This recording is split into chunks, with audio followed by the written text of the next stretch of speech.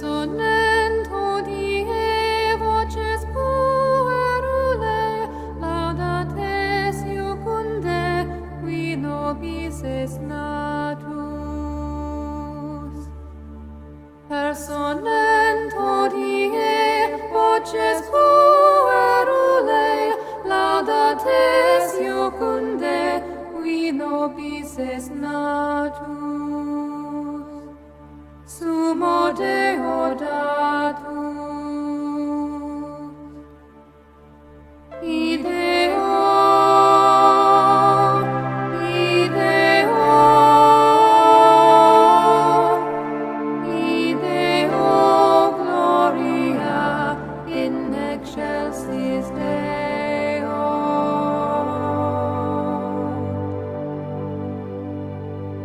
Is the doom, how's the mirth, when he came down to earth, flower of Jesse's tree, born on earth to save us. Him the Father gave us. Ideo, Ideo, Ideo gloria in excelsis Deo.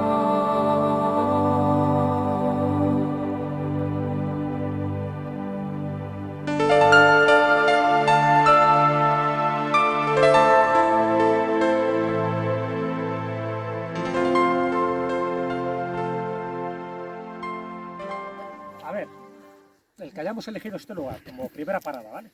Son un lugar de los más energéticos que existen en Soria. Energéticos, sagrados, ya sabéis, un lugar mágico, tiene todas las características. ¿Por qué? Fijaros dónde está, también la ermita. Acordaros también un poco lo que decíamos ayer. ¿Por qué haces una ermita aquí en medio de la nada? En medio de Casillas de Berlanga y en medio de Caltójar, que por cierto se peleaban entre los pueblos pues, para ver quién era, de quién era el santo y de quién era la ermita como tal. Bueno, pues se hace aquí, en este lugar, a un santo, dedicado a un santo, que es San Baudelio, que no es español, era francés. Era un santo de estos de los primeros siglos del cristianismo, del siglo IV, de los que al final es martirizado, porque el tío se convirtió al cristianismo, se empeñó, dice, no, yo soy cristiano, dice, o renuncias a tu fe o te cortamos la cabeza, que no, yo soy cristiano. Pues oye, le callaron cortándole la cabeza. La tradición dice que le pasa algo como a San Pablo. Le cortan la cabeza, otra vez entramos con un descabezado, qué curioso, ¿verdad? Otro santo templario. Le cortan la cabeza y allí donde da 3 botes la cabeza, salen 3 fuentes. Se cuenta de San Pablo y se cuenta de varios santos, es curioso, ¿no? Bueno, pues eso es en el siglo IV y este santo francés, pues evidentemente tiene muchísima veneración. Y en la época visigoda, alrededor del siglo VII, deben venir por aquí unos discípulos suyos, de los que seguían custodiando sus reliquias, y una de las reliquias la colocan aquí. ¿Por qué la colocan aquí? Evidentemente porque vieron que este era un lugar potente, energético. Acordaros que nuestros antepasados sabían mucho más de la naturaleza y de las leyes que nos rigen que nosotros. Entonces, si buscan este lugar era por algo.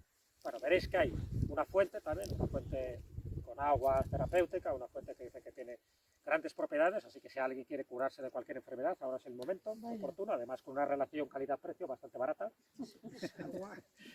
y bueno, y empieza siendo una pequeña, bueno, acordar, y entonces aquí, ¿por qué lo hacen?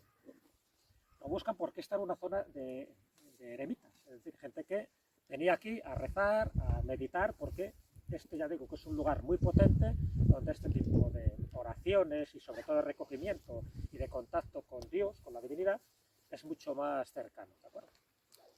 Y en una de las cuevas, también era eremitas, no sabemos su nombre, pero está claro que había algún santón que fue muy venerado también por la zona. Ahí es donde ellos deciden construir esta ermita porque vieron que era el lugar más energético de todos los que hay por la zona, que ya por sí la zona es impresionante. De hecho hemos pasado por Berlanga del Duero, que ahora iremos, y veréis que Berlanga del Duero se construye ahí en la colegiata porque también es una especie de catedral. La colegiata es porque había un colegio sacerdotal y también es otro de los puntos energéticos y telúricos más importantes de esta zona. Pero aquí lo hacen encima de la cueva. Fijaros qué lugar más insólito. Crear una ermita visigoda encima de la cueva de aquel santón que hemos perdido su nombre, pero que evidentemente tenía fama de persona taumatúrgica. Los taumaturgos eran las personas sanadoras, los que tenían un contacto con la divinidad, pero que además su mera imposición de manos o su propia frase te alentaba y te ayudaba en los momentos de angustia y de penuria. Bueno, pues la cueva la tenemos dentro. Hay mucha gente que entra a la ermita y no se da cuenta de la cueva. Mira, ve la columna y se larga. Empieza siendo una especie de iglesia visigoda, y con las reformas esto ahora se convirtió en una iglesia mozárabe en el siglo XI. ¿Vale? Los mozárabes, ya sabéis, que eran los cristianos que estaban en esa zona todavía de influencia musulmana hasta que va llegando la Reconquista. Bueno, ¿qué ocurre? Que aquí la construcción que se hizo de una forma muy detallada, muy milimétrica, con la proporción áurea y además intentando que fuera también un lugar de iniciación. ¿Por qué? Veréis que solo tiene una columna, es un receptáculo cuadrado, luego con un anexo que se quedaría un poco de ábside, y ese receptáculo cuadrado solo tiene una columna que es tipo palmera, con varios radios, con 8 radios. Pero encima de la palmera hay un cupulí, que se llama, hay una especie de receptáculo pequeño, donde cabe alguien medio encogido, que no tiene demasiado sentido, salvo para esconder una reliquia, que posiblemente estuviera ahí, la reliquia en su momento de San Baudelio, o bien como una especie de lugar de oración, de recogimiento, para velar armas o para lo que fuera, ¿no? O sea, el velar armas es la noche dentro del caballero, tiene que estar en meditación antes de entrar en batalla. Cuando hablamos de batalla no solo es una batalla física, sino también una batalla espiritual. Y luego se pintó con unas pinturas sorprendentes, por eso lo llaman la Capilla Sixtina del arte románico en España. Se pintaron con unas pinturas románicas del siglo XI, algunas muy naif, que se ve que el que lo pintó, los animales que pinta no los había visto en su vida. Fijaros en el elefante, ya veréis que elefante pintó. Y fijaros en el dromedario, que no había visto un dromedario en su vida. Pero son bonitas, son ingenuas, son muy simbólicas, tienen su porqué, ¿no? Y aquí entra otro de los capítulos importantes de la historia de España, ¿no? Sabéis que a principios del siglo XX esto estaba totalmente abandonado, esta estaba desacralizada, la iglesia, de hecho sirvió de aprisco para ovejas, de establo, haciendo cosas, sobre todo con la desamortización de Mendizábal, que sabéis que ocurrió a mediados del siglo XIX, se expropió prácticamente todos los bienes eclesiásticos y, bueno, una de las grandes burradas que hicieron, porque se quedaron con todo eso y lo que hicieron es abandonarlo, pues al albur del que entrara aquí, ¿no? ¿Y quién entraba? Pues animales, rapiña y de todo. Y así estuvo durante bastante tiempo. Pero aún así se conservaron las pinturas en el siglo XIX. Se conservaron incluso cuando llega la invasión napoleónica. Se conservan en muchas de las circunstancias, en fin, bastante traumáticas. Pero en 1922 alguien había dicho que aquí hay unas pinturas prodigiosas. Y claro, y ese alguien se lo comenta, no se sabe por qué veas, a uno de los grandes millonarios norteamericanos de aquella época, que era Gabriel Deret. Gabriel Deret decía que hay pinturas ahí en España, en un sitio ahí abandonado, en Soria, que nadie conoce. Ya, pues la voy a comprar. Entonces manda a un judío, Samuel Leví, para que haga las negociaciones. Entonces hace las negociaciones y no me acuerdo si eran por 40.000, 50.000 pesetas de la época, se compra todas las pinturas. ¿Y qué hacen? Las arrancan de cuajo. Sí, porque era legal, o sea, no había una ley de patrimonio en su momento, se había declarado monumento histórico nacional unos años antes, pero eso no sirvió de nada para protegerlo, porque al final, como la propiedad se la disputaban estos dos pueblos, Casillas de Berlanga y Caltojar, pues, bueno, si hay dinero, y estamos hablando de 1922, donde, bueno, unas pesetillas eran unas pesetillas. Conclusión, arrancan las pinturas de cuajo, se las llevan y durante muchísimo tiempo han estado... ¿Eran frescos? Eran frescos, sí, veréis. Y esos frescos es lo curioso, para que veáis, como llevaban, hay siglos, el fresco, o sea, sacaron la pintura, lo que era un poco la parte más pues del yeso, en fin, de todo lo que era el soporte de la pintura, y el negativo de la pintura quedó impregnado en la parte más interna de la pared. Entonces veréis que muchos de esos calcos parece que son como alguien hubiera pintado en blanco y negro, y no es en blanco y negro, sino que es la sombra de la pintura que traspasó a lo largo de tantos siglos de estar expuesta, ¿no? Y también por la humedad y por muchísimas cosas. Bueno, muchos de esos frescos luego se recuperaron con el tiempo y algunos de ellos se pueden ver en el Museo del Prado, ¿vale? Y si alguna vez vais al Museo del Prado, veréis que hay algunos que son estas pinturas de San Baudelio. Entonces, bueno, se ha dado todas las circunstancias en esta ermita donde nos encontramos con un lugar sagrado, que ya era sagrado de tiempos memoriales por los eremitas, por lo de la cueva, por lo de la fuente que hay. O sea, qué curioso que van buscando también un lugar donde tiene esas propiedades, ¿no? El agua salutífera. Y luego, ¿qué ocurrió? Que como este sitio se convirtió en un lugar de peregrinación, porque aquí pasaban cosas, es decir, el que venía aquí también tenía una sensación de trascendencia, de que entraba en contacto, ¿no? con el genius loci del lugar, es decir, con el espíritu guardián, que también lo hay en este lugar, pues se empezaron a construir tumbas antropomorfas, que ahora las veremos, para enterrarse lo más cerca posible del enclave. Dentro no, porque es un lugar pequeño, pero por lo menos pasa como las catedrales.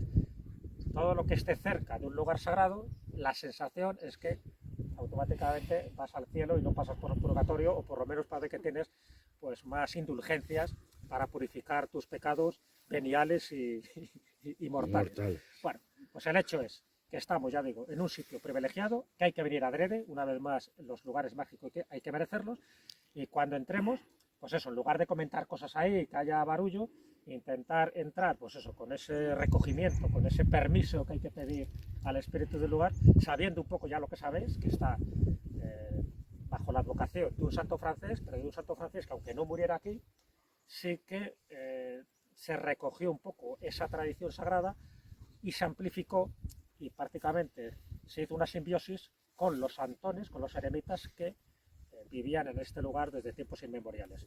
Todo eso es lo que se ha hecho que una de las iglesias mozárabes mejor conservadas de España todavía se mantenga en pie. Hay muchas de estas iglesias que quedaron desmontadas y se utilizó la piedra para construir casas, pero estas, por una especie de milagro, se ha conservado. Tenemos el privilegio de poder verla.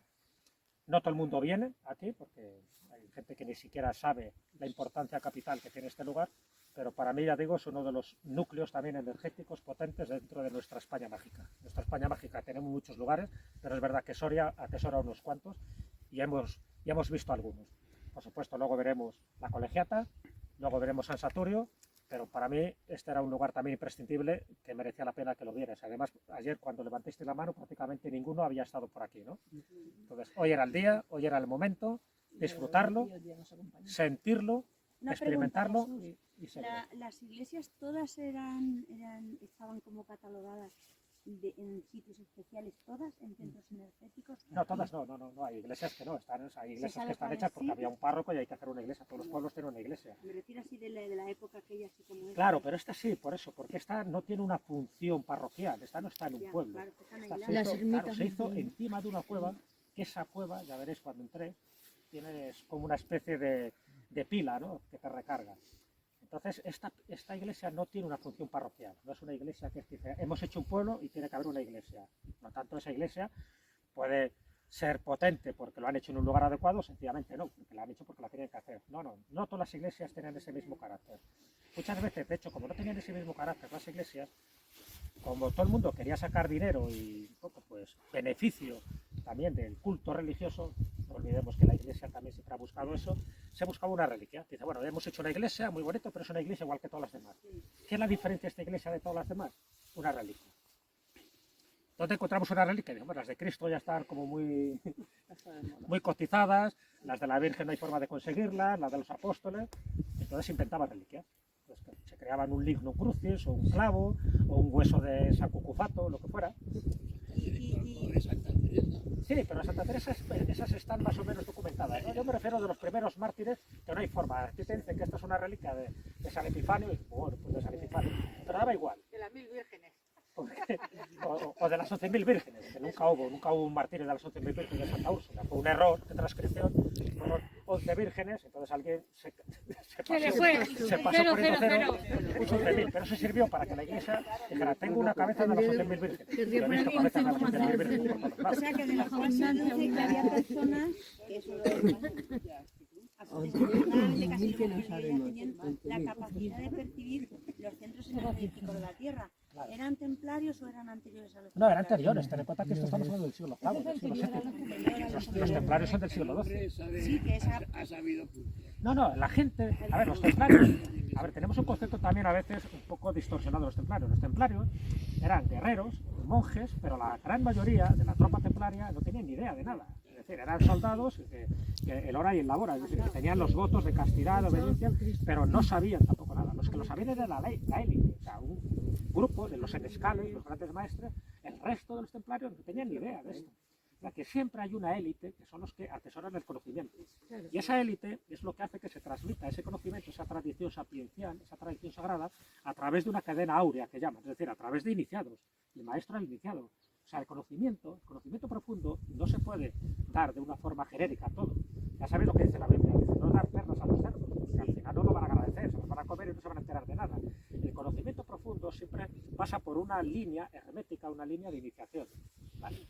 Y con los templarios ocurría lo mismo. El resto de los caballeros templarios no tenían ni idea de esto, igual que los hospitalarios, igual que los calatravos. ¿Vale? Eso es importante tenerlo en cuenta. Pero el que lo sabía, lo dejaba plasmado en estos lugares. Y veréis que hay mucho simbolismo. Luego, si eso ya comentaremos algunos detallitos. En fin, he traído fotos para que se vean con más detalle, porque ahí veréis cosas que se pueden ver a simple vista, pero hay otras que están más elevadas. Entonces veréis que hay escenas del Nuevo, del Antiguo Testamento, escenas de caza, hay un poco de todo. Es decir, se junta dentro de las pinturas, y esto es muy llamativo, lo profano con lo sagrado. Con lo cual eso también es algo raro de aquella época. Pero es que también es una de las joyas del mozárabe que nos han llegado, han pervivido, porque la gran mayoría de ese tipo de ermitas se han destruido, se han construido luego otras por encima, románicas o góticas, pero esta se mantiene todavía una estructura visigoda y luego lo que da las grandes pinturas y sobre todo la columna, que es mozárabe. Eso es solo por eso es una reliquia arquitectónica, solo por eso es una iglesia singular, no vais a encontrar otra en ninguna parte de España ni del mundo, solo por eso. Pero si además sabéis todo lo que os he contado, más lo que vais a descubrir cada uno de vosotros, pues bien, soy de fuera. Dicho lo cual, vamos.